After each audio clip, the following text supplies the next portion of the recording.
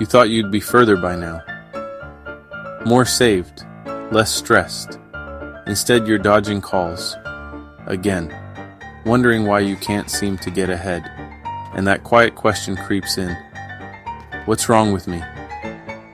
You've been surviving, adapting, stretching, doing your best with systems never built for your real life. That isn't failure. That's resilience. You start with honesty, not perfection, not a spreadsheet, not shame, just a single step. This isn't laziness, it's overload. When every decision feels like a landmine, no wonder we freeze. But there's another way. Hope looks like progress, even tiny progress.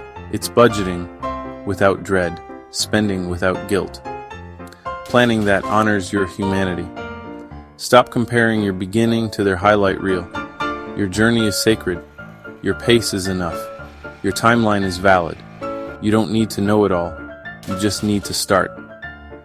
Take back the pen. Write the next chapter with grace, not guilt.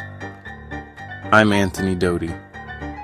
And if you've been feeling stuck, I've got you. Let's rebuild your financial story together. Click below. It starts now.